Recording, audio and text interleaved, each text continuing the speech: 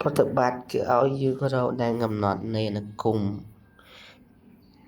មាន3ណាមាន3ទី1គឺ y ស្មើនឹងដក1នៅលើ3ដក x អញ្ចឹងប្រភេទអនុគមសនិទានមានន័យថាវារាង a លើ b ណាដែល b ហ្នឹងត្រូវខុសពី0មានន័យថាបើ b ស្មើ0វាប្រភេទគ្មានន័យកំណត់អត់បានអញ្ចឹងដែនកំណត់គឺជាតម្លៃណាដែលតម្លៃ x ហ្នឹងតម្លៃណាដែលជួសទៅធ្វើអនុគមមានន័យអញ្ចឹងអនុគមហ្នឹង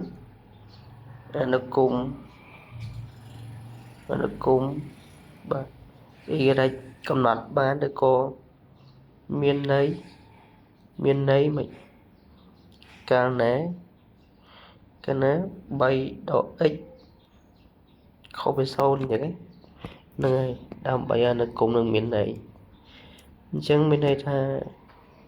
ដក x ទៅខុសពីបាទ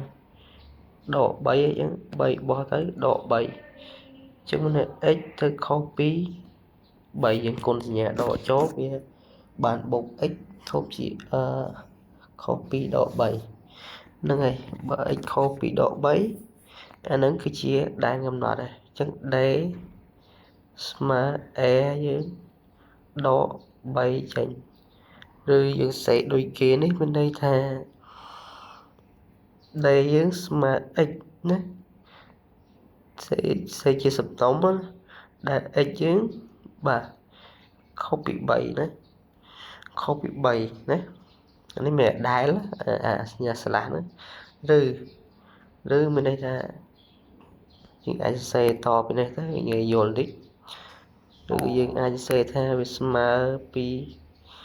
ដកអណន្តទៅដល់3ណា3ហ្នឹងអត់ចូលទេ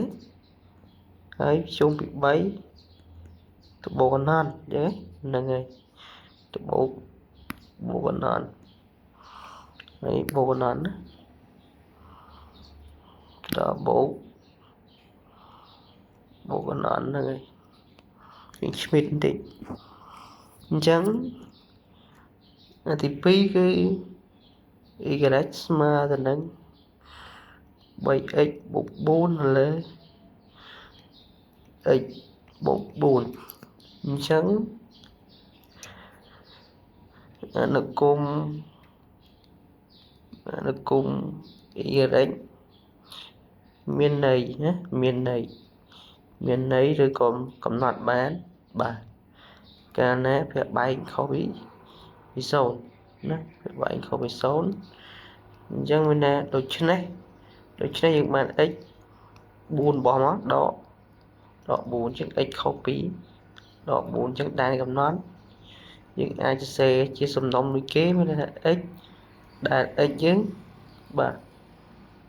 ខុសពីដក4ណាហ្នឹងហើយនេះមានចម្លើយទៀងទាត់ណាមានចម្លើយទៀងទាត់ប្រតិបត្តិហ្នឹងជាងយើងសាកធ្វើចុងក្រោយមកថាចម្លើយឃើញដូចគេនឹងអត់